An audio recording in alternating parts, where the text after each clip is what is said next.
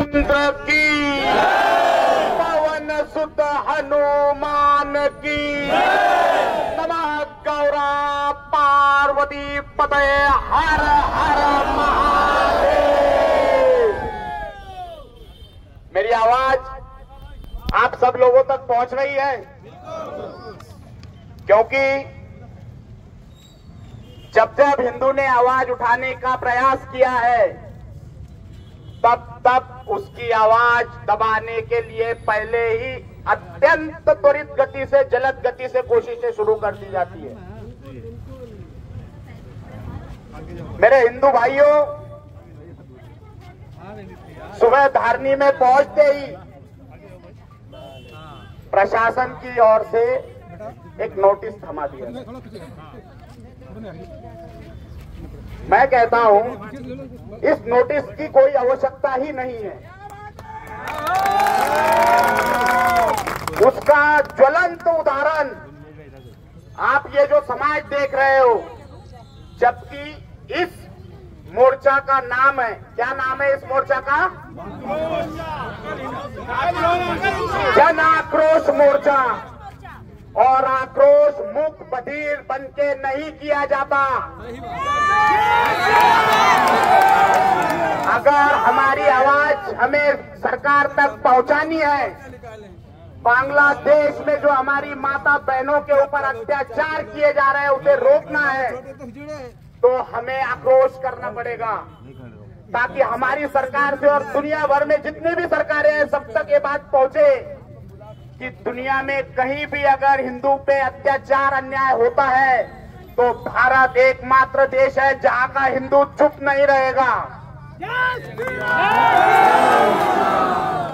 कोई गलत फहमी मन में रखना नहीं।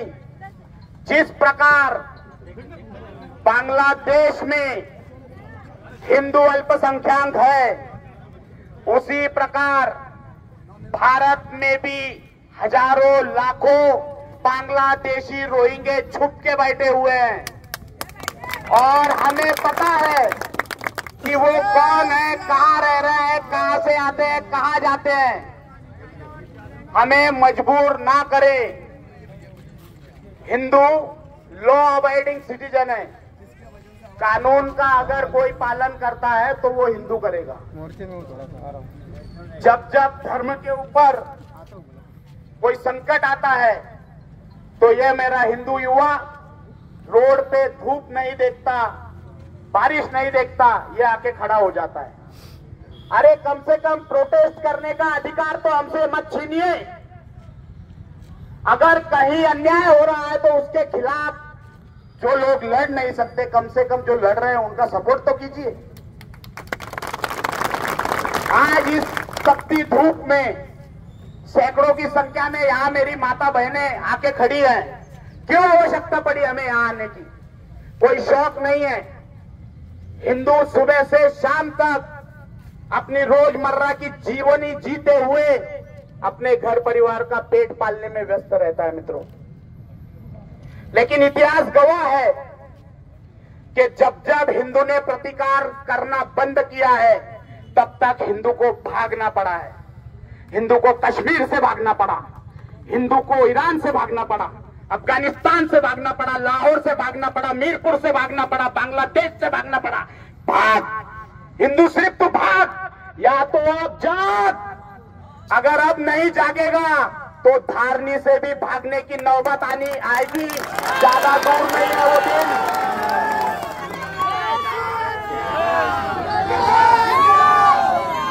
जब जब हमारे देश में मित्रों ऑन रिकॉर्ड 4000 से ज्यादा ब्रूटल हत्याएं की गई है हिंदू महिलाओं की, हिंदू लड़कियों की, लव जिहाद के नाम पे 5 लाख रुपए का टारगेट दिया जाता है।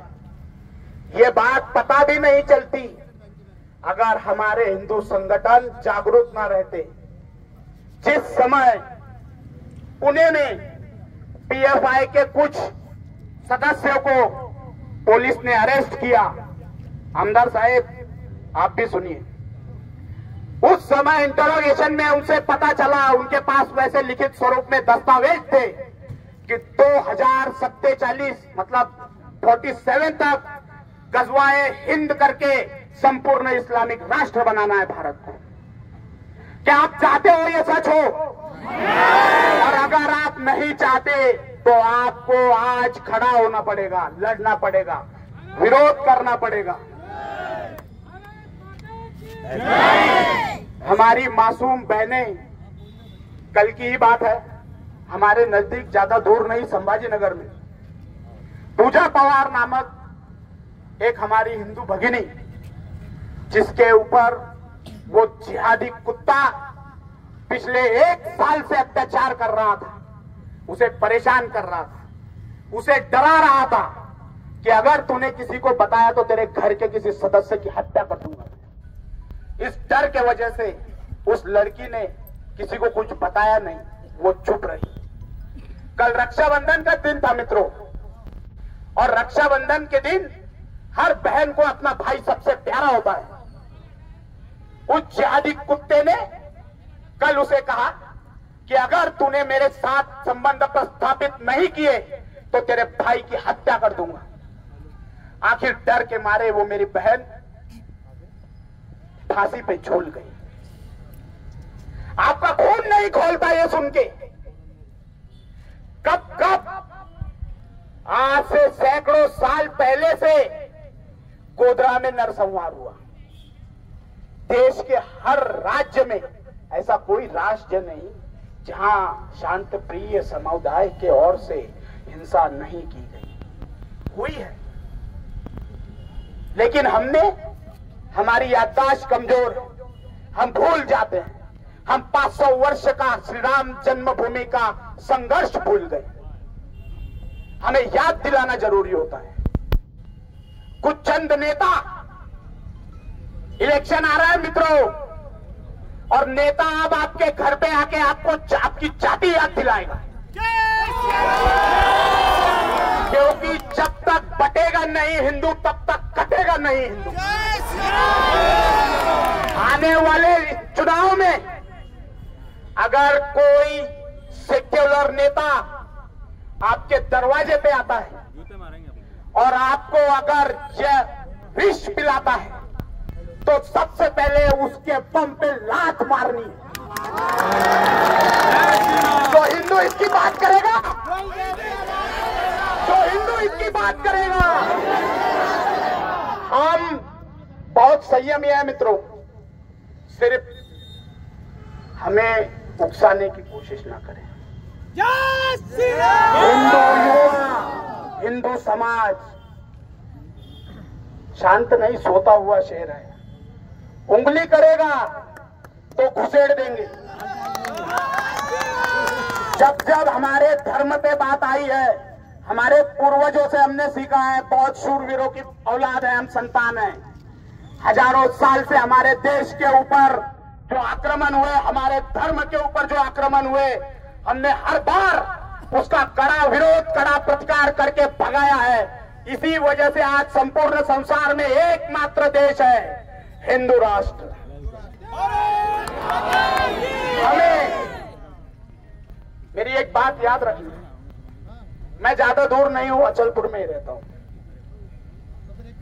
अगर आपके शहर में कहीं कोई कट्टरपंथी जिहादी कुत्ता किसी महिलाओं की अस्मत को चोट पहुंचाने की कोशिश करता है तो हमारे लोगों से संपर्क करें, मुझसे संपर्क करें। हम वहीं पे जवाब देने में विश्वास रखते हैं। हम महात्मा गांधी को भी पूछते हैं और हम चंद्रशेखर आजाद को भी पूछते हैं। देखिए, गीता का श्लोक है, अहिंसा परमो धर्मा, लेकिन बताने वाले ने आधा ही बताया। उसके आगे का मैं तुम्हें बताता हूं।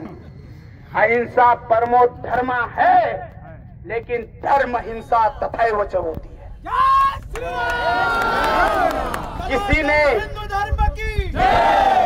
किसी एक महाराष्ट्र के बड़े लीडर ने अभी हाल ही में कहा कि महाराष्ट्र में मणिपुर जैसी परिस्थिति हो सकती है। अरे मैं यहाँ से कहता हूँ, वो मणिपुर है, यह महाराष्ट्र है। यहाँ छत्रपति शिवाजी महाराज के ये शेर है, जिस घर से अफजल निकलेगा उस घर में घुस के ठोकेंगे। कोई उस पे दया धर्म नहीं दिखाया जाएगा। रहना है भाइयों, हाथ जोड़ के विनती है, आप अपनी जगह रहो, हम अपनी जगह है। हिंदू कभी किसी को तकलीफ पहुंचाता नहीं है। एक उदाहरण मुझे पूरे देश में बताओ कि किसी हिंदू ने किसी लड़की के साथ कोई घिनौना अत्याचार किया होगा धर्म के नाम पे? नहीं किया। आज तक मेरे दोस्तों, हिंदू भाइयों, माता भगिनियों, आपसे हाथ जोड़ के विनती है कि हिंदू लड़कियों को, महिलाओं को संगठित करे, उन्हें इन जिहादियों के मंसूबों के बारे में जानकारी दे। ये मासूम बच्चियां अल्पवयीन होती हैं। ये लड़कियों, कई लड़कियों को हमने रेस्क्यू किया है। माँ बाप की बात नहीं सुनती क्योंकि उसे बहलाया फुसलाया जाता है, उसे डराया धमकाया जाता है। उसे विश्वास दो कि ठाकुर प्रमोद सिंह गडरेल जैसे, राजकुमार पटेल जैसे, प्रभुदास जी भिलावेकर जैसे हमारे लोग हमारी रक्षा के लिए खड़े हैं। आप तक पहुंचाओ, आपको उसी जगह पे न्याय दे दिया जाएगा। हमारी बहनें दिन नहीं देखती, रात नहीं देखती। जब जब कोई लड़की को रेस्क्यू करना होता है, अपना घर परिवार छोड़ के या हमारी बहन यहाँ पहुंच जाती है। संगठन तो अपना काम कर रहा है मित्रों, सैकड़ों साल से कर रहे हैं, लेकिन आप सबको आवश्यकता है संगठन के साथ खड़ा रहने की। जब जब हिंदुत्व की बात आएगी तब तक अपने दिल से आवाज निकालनी चाहिए, जय श्री राम। अगर हम आज नहीं खड़े हुए, हम आज नहीं लड़े, हमने आज विरोध प्रदर्शन नहीं किया, तो मित्रों ज्यादा वक्त नहीं बीता है।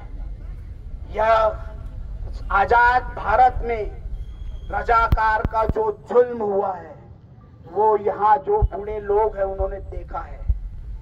हिंदू बहनों को नग्न अवस्था में पूरे गांव में घुमाया गया है। टारगेट ही आपके घर की महिला होती है, दूसरा टारगेट आपकी संपत्ति होती है। मैं आपको उकसाने या भड़काने के लिए नहीं आया हूं, मैं आपको सिर्फ सत्य से परिचित और अवगत कराना चाहता हूं। क्योंकि हिंदू को एक आदत पड़ गई है, उसे जब तक आप जगाओगे नहीं तब तक वो जागेगा नहीं। मित्रों, अभी साल डेढ़ साल पहले की बात है, भिलावेकर जी इसी धारनी में एक लव जिहाद का प्रकरण हमने हैंडल किया है। कहां से आते हैं ये लोग? आपके बीच में ही होते हैं ये लोग। आप लोग मौका देते हो कि हमारी महिलाओं के साथ संपर्क बनाइए और फिर उन्हें लव जिहाद का शिकार बनाइए। आप समझा नहीं सकते। दोस्तों मेरी बात याद रखना, कभी कौवे के साथ किसी हंस को आपने देखा है? किसी कुत्ते के साथ कभी शेरनी को देखा है? तो फिर कोई हिंदू महिला को आप किसी जिहादी के साथ कैसे बर्दाश्त कर सकते हो? वो उसको नोच के खाने के लिए ही उसका शिकार करता है। मित्रों, बहुत सारी समस्याएं हैं इस आपके शहर के बीच में, आजू बाजू अगल बगल अनेक स्थानों पे अवैध अतिक्रमण किए जा रहे हैं। आप में से कितने लोगों ने उसके खिलाफ आवाज उठाई, मुझे बताइए। चंद लोगों ने आवाज उठाई, बाकी हमने चूड़ियां पहन के रखी है। अरे नहीं आप आवाज उठा सकते, राइटिंग में कंप्लेंट करो। वैसे भी प्रशासन को बहुत इच्छा होती है कि निवेदन देना चाहिए, अर्ज देने चाहिए, विनती करनी चाहिए। हाँ तो दो ना, महसूल विभाग को, अंदर जी आपका भी दायित्व है। अगर आपके क्षेत्र में कोई अवैध अतिक्रमण हो रहा है, बिल्कुल बर्दाश्त मत कीजिए। आपकी खुद की जो संपत्ति है उससे हमें कोई दिक्कत नहीं। लेकिन अगर फॉरेस्ट की जमीन पे, किसी इंसान की जमीन पे, नागरिक की, अगर किसी सरकारी जमीन पे अवैध अतिक्रमण हुआ, आपने आवाज उठानी है। बोलो, आवाज उठाओगे या नहीं? अगर प्रशासन आपको मदद नहीं करता है तो हमारे लोगों से संपर्क करो, मुझसे संपर्क करो। इस धारनी शहर में शायद ही एक तरुण, एक युवा ऐसा होगा जिसके पास मेरा नंबर नहीं है या नहीं नंबर मेरा? अगर जिसके पास नहीं है तो उसने यहाँ के संगठन के लोगों से वो नंबर मांग लेना। हमें बताइए ना, आप आगे बढ़ो, सिर्फ हम आपके लिए लड़ने के लिए सक्षम हैं। हम लड़ेंगे, कोई चिंता नहीं करते हम ये बाकी चीजों की। देखिए, यहां से नजदीक ही बिलावेकर जी, यहां से नजदीक ही अचलपुर में 16 अगस्त को हिंदुओं ने ऐसे ही एक मोर्चा का आयोजन किया। पुलिस प्रशासन की ओर से उन हमारे बजरंग दल के कार्यकर्ताओं पे गुनाह दाखिल किया गया। ये कितना सही है? अरे ये हिंदुओं की सरकार है, देवेंद्र जी फडणवीस, एकनाथ जी शिंदे की सरकार है, नरेंद्र जी मोदी की सरकार है। ये हिंदुत्ववादी सरकार है। और अगर हिंदुओं के हिंदुत्ववादी सरकार होने के बावजूद अगर हिंदू जन आक्रोश मोर्चा निकलने वालों पे कोई गुनाह दाखिल कर हो रहा होगा तो मैं देवेंद्र जी आपसे पूछता हूं कि आपने इनके ऊपर एक्शन लेनी चाहिए कि नहीं? जिन अधिकारियों ने मेरे हिंदू भाइयों पे गुनाह दाखिल किया है, मेरी मांग है आप सबकी ओर से कि उनके ऊपर कड़क से कड़क एक्शन ली जाए। मैं ज्यादा वक्त नहीं लूंगा, सिर्फ मेरी एक विनती है आपसे।